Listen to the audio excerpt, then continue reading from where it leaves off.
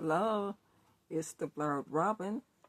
Today I'm going to do what I call part 3 of my mini-series on the press.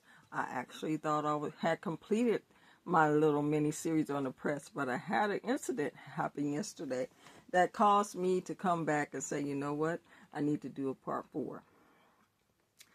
The press is based on a little post I did called Doing the Do, which had 3 parts. It originally comes out of my book, Fortified City, which you can purchase right now online, Amazon, for $16.99 plus tax and shipping. In that book, you will discover that not only are you a city, but you will discover what city you represent.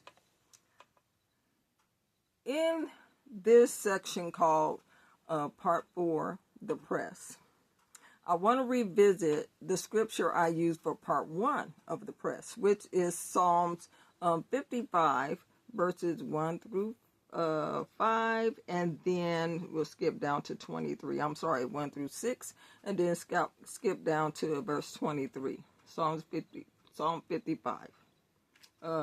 Give ear to my prayer, O God, and hide not thyself from my supplication.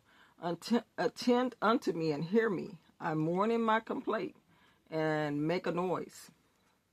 Because of the voice of the enemy, because of the oppression of the wicked, for they cast iniquity upon me, and in wrath they hate me.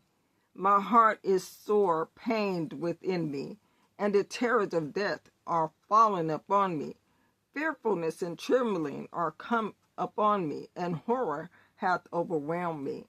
And I said, oh, that I had wings like a dove, for then would I fly away and be at rest. Verse 23, but thou, O God, shalt bring them down into the pit of destruction. Bloody and deceitful men shall not live out half their days, but I will trust in thee.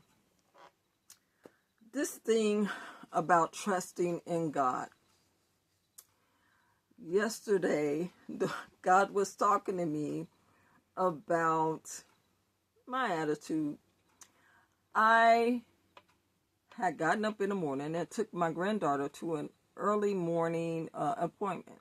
While she was there, I was in the parking lot. I usually bring books with me or, something to do while I'm sitting and waiting. So I was having my little morning worship and reading my Bible and listening to music and talking to God. Not long after, I take my daughter to another appointment. I leave and I'm almost home. When I get almost home, I get a call from one of my younger daughters, who's a twin. She said, Mom, I'm just been in a car accident. So of course I'm a little shaken. I was like, oh, what's wrong? Where are you? Do you need me? These questions. And so immediately I end up circling back around and going way back across town to meet with her at the place of the incident, the accident. And so in the process of me driving, I'm saying, God, I just asked you to watch over all of us. And so his immediate response was, did she die? And I said, no. And so he gave me, he allowed me to see what could have happened. So not only did she not die, she could have got smashed between the 2 cars she was in between, and the fire truck would have had to come and pin her out, get her out of this pin position. And, there were just things he ran across me while I was having this thought, because I didn't say it out loud. I just thought it like, I just got through praying. God, I asked you for protection. And he was letting me know I did protect you. And then the other thing he said, he was like, well, just because you prayed for protection doesn't mean that nothing's bad is going to happen to you for the rest of the day, And it was just a little humbling, because even though I knew that, I I needed to hear that, you know. So here, God gives me this little life lesson at this moment. I feel about this tall when he's finished talking to me. And he said, why would you need to pray if everything is going to go right? Makes sense, right?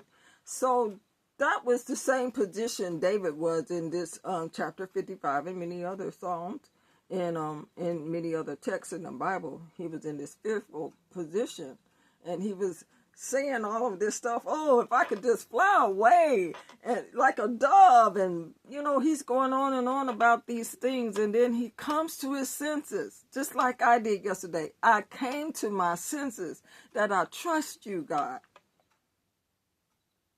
The outcome wasn't what I was expecting yesterday morning.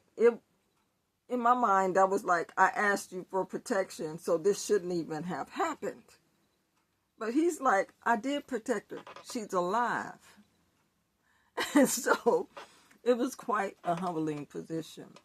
So how I want to relate this is about the press is that in the process of us trusting God, things will happen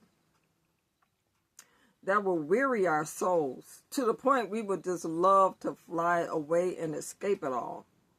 But at the end of the day, God is on our side.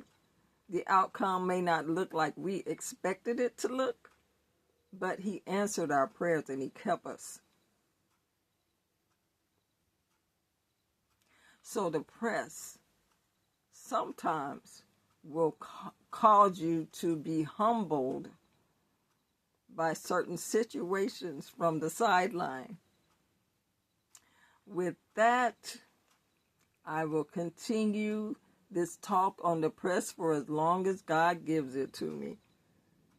And I'll talk to you next time with more good reads, because you know the Bible is always a good read. Bye-bye.